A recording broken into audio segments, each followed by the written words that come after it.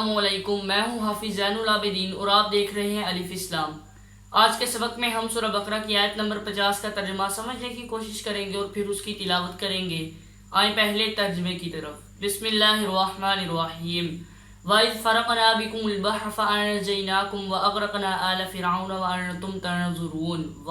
اور اذ جب فرقنا ہم نے پھاڑ دیا بکم تمہارے لیے البحر دریا کو، فا پھر انجیناکم ہم نے تمہیں بچا لیا، واغرقنا اور اغرقنا ہم نے غرق کر دیا آل فرعون آل فرعون کو، آل کا مطلب آل اور فرعون کا مطلب فرعون، آل فرعون کو، اور تم تنظرون دیکھ رہے تھے۔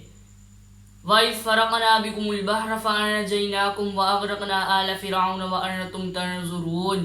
اور جب ہم نے پھاڑ دیا دریا کو تمہارے لیے اور ہم نے تمہیں بچا لیا اور آل فرعون کو غرق کر دیا، تم دیکھ رہے تھے۔ صدق اللہ العظیم۔ تو یہ تھا ترجمہ، اب آئیں تلاوت کی طرف۔ اعوذ باللہ من الشیطان الرجیم، بسم اللہ الرحمن الرحیم۔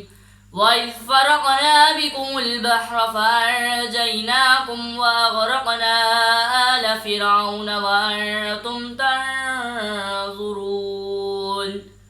صدق اللہ العظیم۔